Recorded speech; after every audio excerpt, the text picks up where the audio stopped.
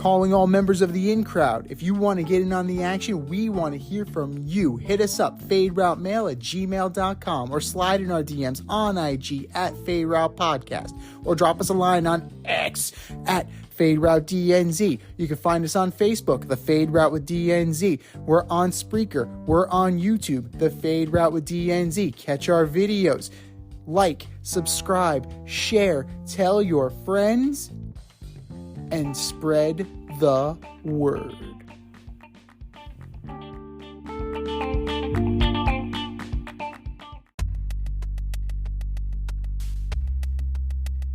Order up!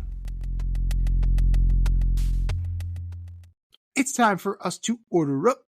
Order up, order up. Continuing with our division by division breakdown before the stateside opening day, we are going to order up the American League Central from 5 to 1. Who you got, D? Oh, all these world beaters in this division. It's definitely the class of Major League Baseball here. Totally. All right, let's start with the very bottom. Let's start with the White Sox. The rebuild has started. They traded Dylan Cease towards the end of the spring training, essentially waving the white flag. I wonder how long it'll take for them to trade Lewis Roberts. So I'm going with the White Sox at 5. At 4, let's go with the Royals. Bobby Witt Jr. is the best player on the team. But the Royals are trying. At least they're trying. I think MJ Melendez and Vinny Pasquantino, they'll try, but it's just not going to be enough. The Royals are going to be the Royals. So I'm going to leave them over at 4. Number 3, the Detroit Tigers. I actually think they're on the up and up. But, when you start players like Mark Canha, or whatever you want to call him. The immortal Mark Canha. What are you talking about? Mark Canha. When you start Mark Canha and Gio Urshela, you're not doing shit this year. That's it, man. Like, when you walk in the clubhouse and you look at the lineup and you see those guys are in the lineup, it's fucking, man, we're not winning. So they're about 2 years away from being 2 years away. Detroit Tigers are number 3. Number 2 is Cleveland, and honestly, this is just by default. They are somehow better than the previous teams I mentioned. They have the Naylor brothers are good. Bieber's starting his 5th consecutive season on opening day. It's very impressive. And he'll likely get traded at the deadline. And number 1, again, just because this is the bag of tricks we have with this division, I'm going with the Twins, the Twinkies. They do have a good 1-2 punch in Pablo Lopez and Joe Ryan, so I do give them that. And that should help them stay on top of a weak AL Central. And hey, they got Carlos Correa, who made it on my fantasy baseball team again. Let's go. Oh, Carlos Correa, the gift that keeps on giving. You have to go with the White Sox. 2 years ago was that whole ordeal with Correa, whatever. The Mets signed him, and then the Giants signed him, and it's like, you got a bad back, bro. No, we'll take him. We'll take him. My back is fine. My back is fine, Nate. Yeah, come back home. Come back. We got you. So it's kind of hard not to pick the White Sox last. It's actually kind of easy. It's very easy. It's like the easiest thing that I've done all day. I've been making lots of decisions, lots of high-level thought processes, and this is high-level shit. Yeah, acidic, above-the-shoulders mustard shit. Like that. Right above getting out of bed in the morning. That's right. So while we had the Cubs at the tippity top of their division, we have the Southsiders in dead ass fucking last. So it's kind of easy. Garrett Crochet, I believe, is your number 1 starter. I believe he's starting opening day. Good for you. But then you have guys like the immortal Chris Flexen. You have the immortal Davy Garcia, right? And then Michael Kopech was moved to the bullpen. What? They moved Kopech to the bullpen. What? So they thought that Kopech was so bad, and they moved him to the bullpen. Son, you can't start for us. And we're the I worst. can't start for the Chicago White Sox. You're the worst team in the fucking league. What do you mean I can't start for you? What do you mean? God, is he on suicide watch? Oh, What is... Jesus Christmas. But, I mean, the good thing is that your boy Mike Soroka might make the team. What do you mean I'm not going to start? Didn't we just trade Dylan Cease? Yeah. You're still going to the bullpen. We got some guys. When we call, pick up the phone and come in and finish the game, all right? I mean, outside of Luis Robert, you have Andrew Vaughn, you have Eloy Jimenez. Like, I mean, that's what scares you. Luis Robert. You have Andrew Vaughn, Eloy Jimenez. Gavin Sheets doesn't scare me. Andrew Benintendi doesn't scare me. Nicky Lopez, Paul DeYoung, Yohan Moncada. Okay, I'll throw Yohan Moncada in there. But then your catching situations, Max Stassi and Martin Maldonado. Like, I like Max Stassi.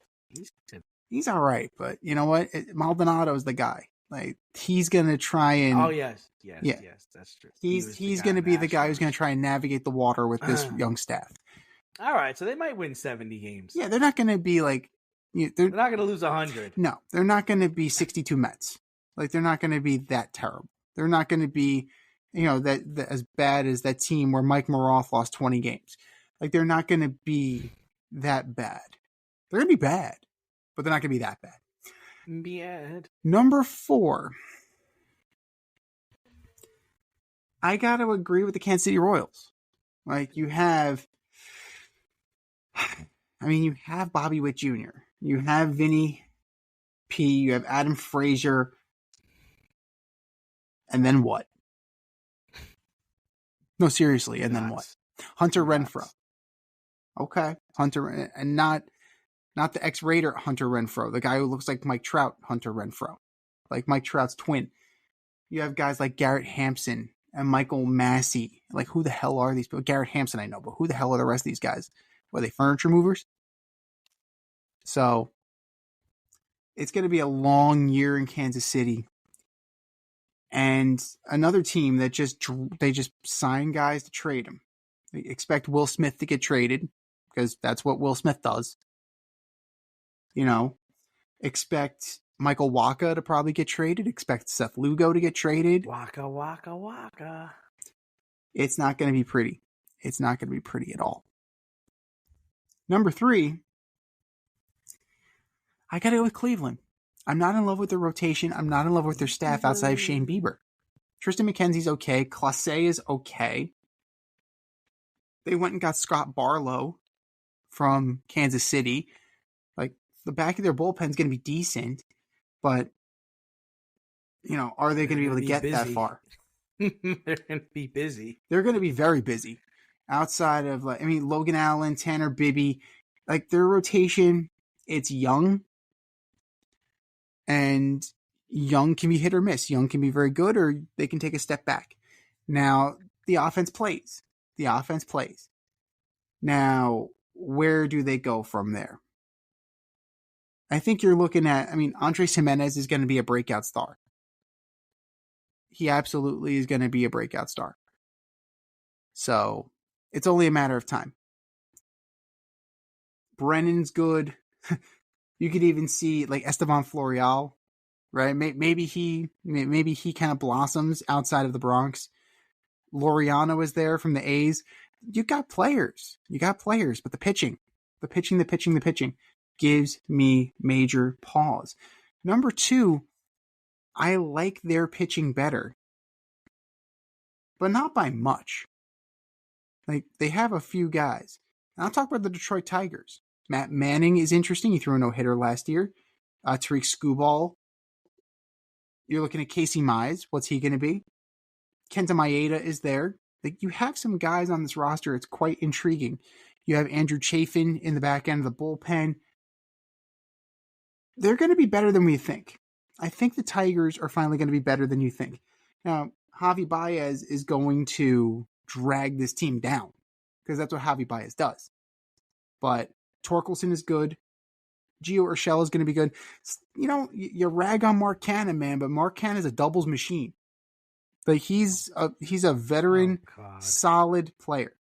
Stop. He's a solid player. He absolutely is. Like, don't sleep on him. And then you have guys like Vierling, Kerry Carpenter. You have some young talent on this team. And I think they're finally going to be on the ascend. And then number one, by default, you're absolutely right. And it's hard for me to say that because I don't like this team because they're a bunch of underachievers and it drives me crazy. The Minnesota Twins, right? Pablo Lopez. You have Joe Ryan, you mentioned. Chris Paddock is still there. Love Chris Paddock. Yeah, well, if he ever plays. So, like, DeSclafani's already starting the year on the IL. You already have injury concerns, right? Joan Duran is there to close out the back end. Like, he's a flamethrower. Like, that guy is very interesting. But, Bailey Ober is there. It's what are you going to get from the rest of the team? Like, what are you getting from the catching position? You have Christian Vasquez. All right, maybe we'll get something. Correa, is his back going to flare up?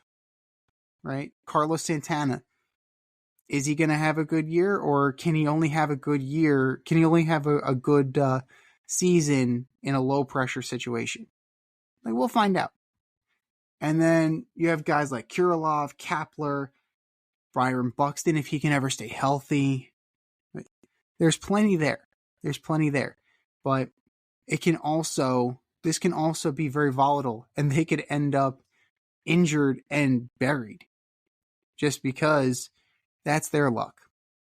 They're already starting like 6 guys on the IL. So their depth is already going to be tested, and we will see what they have. But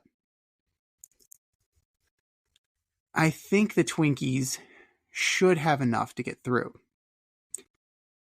This is one of the weaker divisions in all of baseball, so whoever wins this division is most likely a one and done. I can't see any of these guys making any noise. And there's no Arizona Diamondbacks here. There's absolutely no pleasant surprise. This is a one and done waiting to happen coming out of the AL Central this year. Thanks for listening to this episode of our podcast. If you like what you heard and want to hear more, be sure to like and subscribe on your favorite podcast platform. Rate us 5 stars, leave us a review, turn on subscription notifications, and tell your friends. Spread the word, spread it wide.